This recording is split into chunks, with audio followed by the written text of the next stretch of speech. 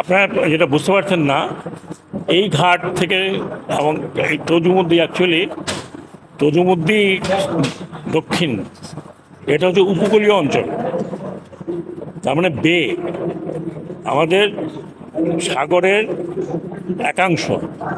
সাগর উত্তাল থাকলে এইটা উত্তাল থাকে, কিন্তু ভোলা এবং তার উত্তরে ওটা কিন্তু বে অংশ না।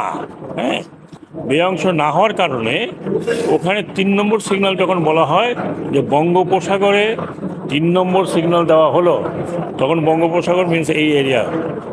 বুঝতে পারছেন আপনি?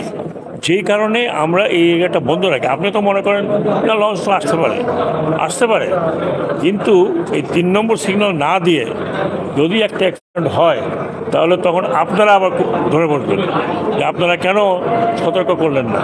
সেই জন্য আমিও দেখি, আমি মাঝে মধ্যে বিআইডব্লিউটি এর চেয়ারম্যান সাহেবকে টেলিফোন করে জিজ্ঞেস করি যে ভাই কী হলো, বলে স্যার 3 নম্বর সিগন্যাল আছে। 3 নম্বর সিগন্যাল যখন আবহাওয়া দিয়ে দেয়, তখন আমাদের জন্য এই বে এরিয়াটা বন্ধ করে দিতে হয়। কথাটা বুঝতে পারছেন? আরেকটি কথা বলি, এইখানে কিন্তু সব লঞ্চ চলাচল করতে পারে না, তাকে সার্টিফিকেট নিতে হয় যে তিনি বে ক্রস করতে পারবেন। ঠিক আছে? আমি যদি বলি না আমি এখানে স্টিমার পারবো না, কারণ আমাকে সার্টিফিকেট নিতে হবে যে আমার ওইটা যথেষ্ট স্টেবল আছে এবং সমুদ্র পথে যাওয়ার মতো তার শক্তি আছে।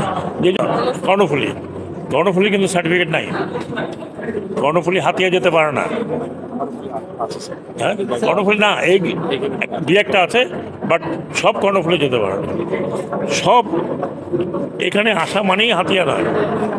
আমি হাতিয়া থেকে অনেকে ফোন করে যে স্যার ওই এই পর্যন্ত আসে, তারপর আর আসে না। সিগন্যাল থাকলে আমি 3 বার আসছিলাম, আমি 3 বার ট্রাই করেছি, 3 বার। থার্ড টাইম উনি জানেন আমি বৃষ্টি বাদলের মধ্যে আসছি যে আমি যাবই। হ্যাঁ, অসুবিধা হয় তাহলে আমি এখানে বিআইডব্লিউটি এর চেয়ারম্যান আছে, ওনাকে চেয়ারম্যান সাহেবকে বলবো যে সার্ভে করে দেখে যদি নদীপথ যেই পথে যাওয়ার কথা সেটা যদি ভরে গিয়ে থাকে, তাহলে ড্রেজিং করে দেবো। ড্রেজিং করাটা আমাদের জন্য এখন সুবিধা হবে, কারণ আমাদের নিজস্ব অনেকগুলো ড্রেজার আছে। একটা জিনিস আপনাদের মনে রাখতে হবে যে বাংলাদেশ নদীমাতৃক দেশ ঠিকই, কিন্তু আমরা ডিপেন্ডেন্ট, আমাদের নদী ডিপেন্ডেন্ট কিন্তু অন্য জায়গায়।